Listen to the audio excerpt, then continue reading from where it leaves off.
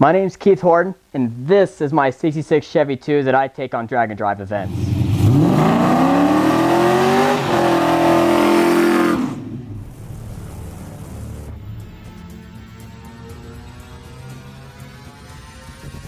So I was 14 years old. This couple that used to go to our Nova Club meetings used to watch me as a baby. So they kind of watched me grow up ever since I was born. And so they got in touch with us at 14 years old and said, "Hey, we got a car for you."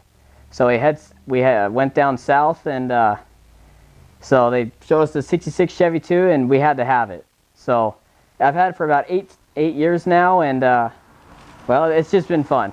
When I got the car, it was pretty much bone stock. The interior was out of it. It still had drum brakes all around, stock suspension, front and back. It had a 283 in it that wasn't original, and a turbo 350 transmission. So when we first started really working on the car, it started out with a 4.8 with just a cam. So that ended up going 1296 on up at Bandimere Speedway and 1239 at Great Bend, Kansas. I wanted to go faster, so I moved up to a 6.2 liter, which was a heads cam intake deal. It put about 480 horse to the tire on the dyno, and the fastest it went was 1076 down in Texas on Race Week 2.0. So the transmission is a Performa-built 4L70E. It's got a Mark Williams 3.5-inch drive shaft in it. It's got a GM 8.6 rear end out of a 2008 GMC Sierra, and then it's got Willwood brakes all the way around. A couple weeks ago, I ended up hurting the motor, and I decided to go bigger. So now I'm going to run an L8T stroker crank in it. It'll be a 403-inch now. With TCI, really the front end was the best bang for buck, if you ask me. I mean, from everything, it installed great, everything lined up awesome, and it drives awesome. That stock front end on these is just terrible. So for the rear, I actually built it myself from scratch up at school. So I went to Wildtech, and this was my project up there. The wheels, I've wanted them ever since I was like 14. And so finally at the age of 19, I was finally able to afford them and get them. So I actually just eyeballed the measurements and everything, and I couldn't be happier with how it turned out. The rear wheels are 18 by 10.5 with a 6.6-inch backspace with a 295/40 R18. The fronts are a 295/45 on a 17 by 7.5 with a 4.5-inch backspace.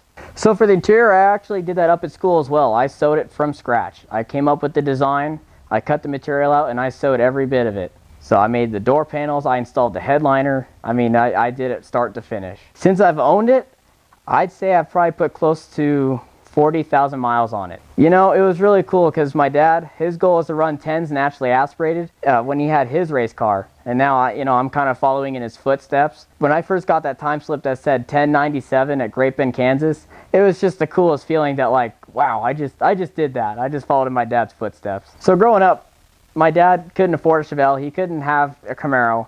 So he actually had a 73 Nova. And so his goal was to run 10s naturally aspirated. So he ended up, it had multiple engines in it. It had a 327, a 348. It finally ended up being a Cadillac 500 base motor.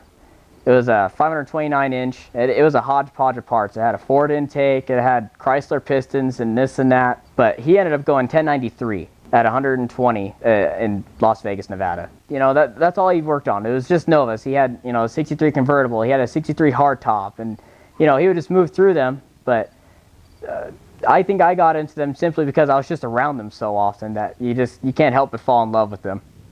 So with the new engine, my goal is to run 10s here in Colorado, which with the lack of air, it's a challenge naturally aspirated. So it's going to have an L8T crank, Cali's rods, and actually on Race Week 2.0, I'd want a set of Molly pistons. So that was kind of the pusher to getting the stroker in, because when I spun the rod bearing in the 6.2, it destroyed the crank. So I needed a crank. I didn't need pistons, but I had free pistons. So it just kind of evolved into that. So I'm going to end up doing a camshaft. I'm going to do a new intake on it. Going to run a single plane intake and try to squeeze every bit of power I can out of it. I'd like to get at least 700 horse at the crank. So on Race Week 2.0, Molly Motorsports does this awesome thing where you post on social media and hashtag Molly Motorsports. So on all my posts, I was just tagging them, and to my surprise, at the very end of the awards ceremony, they called me up and said, "Hey, you've won. So here's our catalog, pick what you want, here you go." At the time, I didn't even know what I was going to use them for. This is the only car I have going right now. But after spinning that rod bearing and, you know, looking at the prices of stroker cranks and regular cranks, it's like, let's just do it. Let's do something different. So you'll see me on Rocky Mountain Race Week. I love doing that event. I'll be at both events in June and September. You can follow me on Instagram, Facebook at snoopy.racing. And hopefully, maybe with the right air, this car will go single digits.